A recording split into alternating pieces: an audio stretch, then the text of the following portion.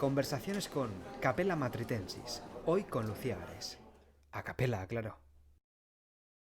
Es curioso, ¿no? Cuando empezamos con este no hay nada, sabemos que alguien existe, no hay nada, por dónde tiramos, ¿no? Claro. Por dónde empezamos realmente, ¿no? Es fantástico por eso, porque no hay nada, pero claro, lo peor también es eso, que es que no hay nada. Gracias a Dios he tenido un tutor maravilloso, también pues muy metido en el medievo, y me dijo, te voy a presentar a gente, y vamos a ver qué encontramos. Y me presentó a Juan Carlos Asensio, que me dijo, sí, yo he oído este nombre, pero ya está. Y dimos con Michael Nunn, que Michael Nunn dijo, es una música estupenda. Y dijimos, ah, qué bien, ¿sabes algo de esta música? No, pero es una música estupenda. Y entonces nos quedamos también un poco en shock, porque sí, sabías que es música bonita, pero no dónde podemos encontrarlo. Y empezamos a investigar un poquito más, y claro, no había piezas de él, y es muy raro que un compositor pase por una catedral y no quede absolutamente ninguna constancia de él. Y encontramos lo que han denominado como cantorales, que eran libros de polifonía. Y encontramos una colección de himnos, en general de muchos compositores del Renacimiento, pues había Morales, Francisco Guerrero, etc, etc, y de repente aparece esto, Maestro Sepúlveda, dijimos, ya lo tenemos. Y ahí empezó un poco todo. Bueno, ya simplemente con esto ya se ha abierto como un montón de melones, ¿no? El melón de trabajos pasados dentro de la catedral que por ser demasiado antiguos, por no ser del todo estrictos con la nomenclatura, ya llevan a una confusión, ¿no? De Claro. qué tengo delante y qué me voy a encontrar. Y además eran copias posteriores, tampoco sabes la veracidad que tienen, los cambios que hubo, pero bueno, ya entra pues eso, el trabajo de análisis, de decir, vale, vamos a ver las características de la música del Renacimiento y qué encontramos aquí. Y vamos a compararlo con compositores contemporáneos a él, y justo el anterior había sido Morales. Entonces, pues Morales, hay mucho repertorio en todas partes donde ya poder comparar, y vimos que sí, que justo da pues con las características de ese pleno renacimiento tras el Concilio de Trento. Vale, tú encuentras este libro de polifonía. Sí. Me imagino que antes de encontrarlo físicamente, lees sobre él, ¿no? Es que no hay nada sobre ese Nada. libro de polifonía. O sea, Directamente es, nada. llegas y lo ves delante. Sí, pone, hay 4 cantorales. Dijimos, bueno, pues vamos a ver qué son estos 4 cantorales, porque seguro que no son cantorales. Y ahí eso, están como ordenados, por decirlo alguna, hay unos de himnos, motetes, villancicos y tal. Y empezando a ojearlos, pues claro, pues, vale, no es ni un cantoral ni un libro de polifonía, es una colección de himnos renacentistas. Y aquí ya pues sí que seleccionamos. Había 2 compositores un poco a estudiar, porque estaba Francisco de Rivera y Sepúlveda. Pero claro, de este primero solo había uno, entonces solo un himno no te da tanto como para hacer una investigación, era como poca cosa. Y de Sepúlveda, pues buscando, hay uno, otro, vale, al final son 4. Pues vamos a ver qué son estos himnos. Entonces buscamos las actas capitulares que correspondían a esas fechas y las cuentas de fábrica, y ya ves que son unos encargos del cabildo, que son para Navidad, que tienen una función. Entonces ahí ya sí que dio pues un poquito de dónde tirar y ver qué eran. Porque muchos por el texto no tienen ninguna temática navideña, sabes que son para Navidad porque te los han encargado, pero... ¿Qué, qué, qué orden ves y qué sorpresas te encuentras cuando empiezas a ojear, ¿no? Pues esto, que salvo uno, los demás no tienen ningún sentido que sean para Navidad, pero se los han encargado, pues él los hace. Y al principio parecen todos diferentes según los ves, pero ves que no, que todos tienen la misma melodía. Luego empiezas a ver un poco las actas capitulares y ves que no se lleva bien con el cabildo, entonces no se le ocurra, por así decirlo, mucho, sino que usa la misma melodía para los 4, que no busca texto. Entonces pues fue como un poco el punto de partida. Están todas juntitas, ordenaditas, las de... O está una la primera, 3 de Morales, Están una de... mezcladas. Está todo... Sí, empieza una de Guerrero, hay una de Sepúlveda, Navarro, 2 de Sepúlveda, 3 de Morales, entonces está todo mezclado. ¿Y no ves conexión entre ellas? Al O... principio ninguno, Vale. porque ya te digo, tú ves los títulos y dedicada a San Apóstol no sé qué, dedicada a no sé cuánto, entonces dices, es que son himnos y ya está. No aportan nada, o sea, no tienes mucha información, y en las copias tampoco muestran ningún tipo de información, solo ponen eso, himno a no sé quién, y ya está. Ya. Entonces, al principio no había ninguna unión, dices, vale, pues es la festividad esta, pues ha hecho un himno, a esta otra festividad, pues también, y ya está, no había nada que las uniera. Entonces tú esto lo que haces es transcribirlo. Sí. ¿Cómo se hace esto? ¿Cuánto cuesta de hacer esto? ¿Cómo de fácil? Mucho. ¿Cómo de difícil? Pues al principio fue pues largo y tedioso, porque claro, empiezas como no lees una partitura como las leíamos ahora, que tenemos todas las voces en paralelo y pues más o menos las puedes ir viendo toda la vez. No, tenemos cada voz por separado. Entonces empiezas con una voz, otra voz, te vas dando cuenta que es igual. Pero es que no puede ser igual, sí, es la misma. Y otra vez la misma, y otra vez. Entonces hizo bastante repetitivo y un poco tedioso todo el rato lo mismo. Porque ves un himno y dices, el siguiente será diferente. Pues no, igual. Y así han sido todos, la mayoría, bueno, los has visto que las melodías son súper similares, que es que hay unos cambios insignificantes de pues una brevis, dos brevis, una longa y más por texto, por adaptar que... por un poco de métrica porque no tenían sentido, pero al principio hasta que te das cuenta y llegas a esa conclusión han pasado muchas horas analizándolas y viéndolas.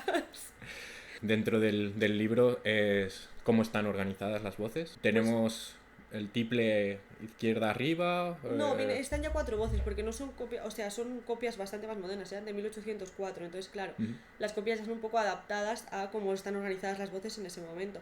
Entonces teníamos, si no recuerdo más, era cantus, altus, tenor y basus. Vale, ok. Un poco ya bastante moderno, o sea que el original seguro que no era así, pero no lo sabemos. Y esta copia moderna, pues, ¿tienes alguna teoría de a qué se debe o has podido leer? ¿Se debe a que gustaba mucho y que se ha mantenido en el tiempo? O... Estuvimos investigando un poco y sí que vimos que los compositores cuando se van llevan lo suyo. Además, cuando no llegan a buen puerto con el cabildo y no te pagan lo que crees que te mereces, me lo llevo. Entonces sí que hemos leído que pues entre las catedrales a donde iban a parar sí que había una especie de negocio, por decirlo de alguna manera, de déjamelas, las vamos a copiar y te las devuelvo. ¿Qué pasa? Que no sabemos dónde están las originales. Entonces no sabemos a dónde fue ni dónde vino. Pero por ejemplo la de Morales, hay una copia de la Misa Pro Defuntis y no está ahí. Entonces sí, las comparten, te deja copiarlas, pero me la devuelves. O sea, está en las hojas, está un pago, ¿no? De esta misa o esta claro, tal. Se pide a la catedral de no sé qué, el préstamo de tales. Pero no, de estas en concreto no. Ya.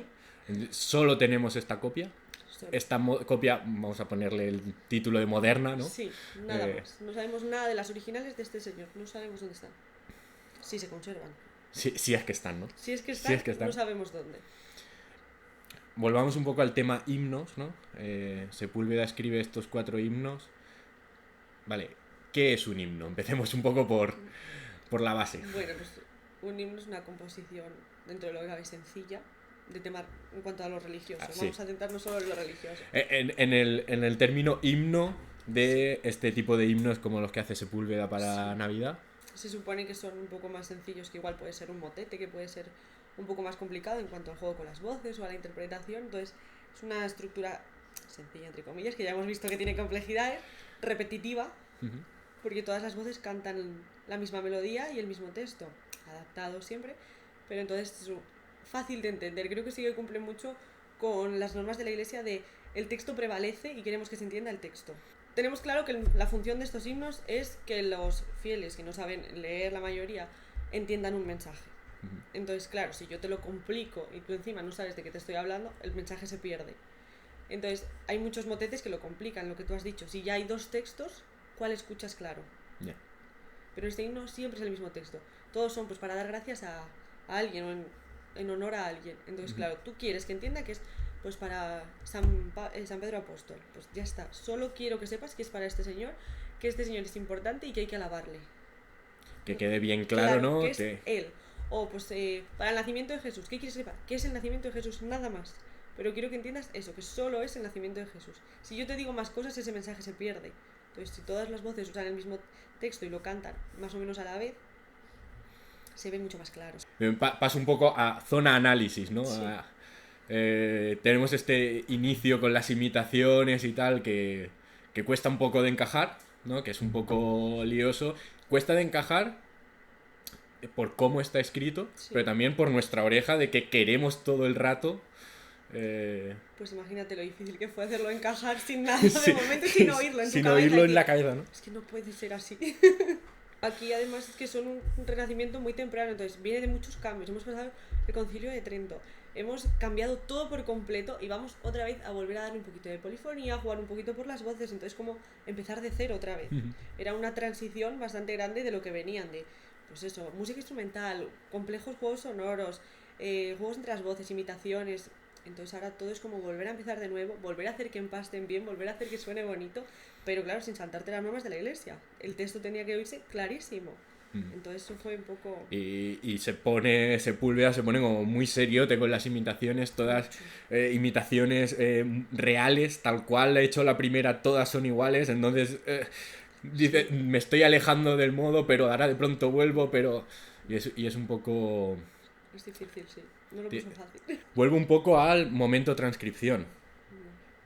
Transcribes las voces. Primero las analizo para ver cómo vamos a transcribirlas, porque hay muchas formas de transcribir y puedo usar muchas figuras, pero vamos a ver qué es lo que más le conviene, si voy a usar blancas y negras o negras y corcheas, vamos a ver en qué ritmo quedan.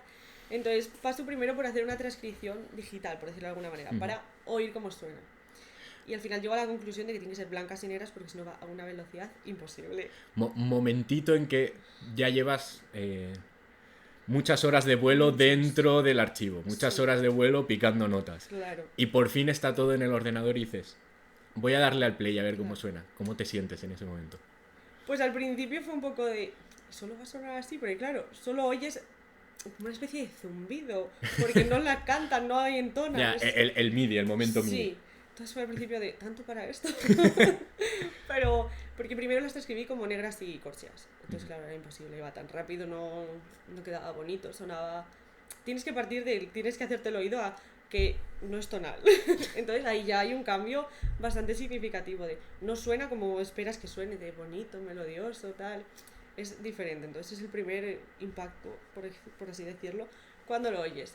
Lo dices, no podemos hacerlo así, esto hay que cambiarlo todo, hacer figuras más largas, porque no, es imposible. Si alguien lo tiene que cantar, no va a poder ir a esta velocidad. Ya. Y eso fue lo primero, pero fue muy frustrante los meses y meses hasta que transcribes todo, porque tarda muchísimo. Empastas las voces, haces que cuadren. Claro, como hay pocas indicaciones de ritmo, no sabes cuándo quieres que entre una voz, cuándo va a entrar la otra, tienes que hacerlas, por así decirlo, un poco encajar, porque no hay ninguna indicación de eso. Ya. Entonces fue laborioso.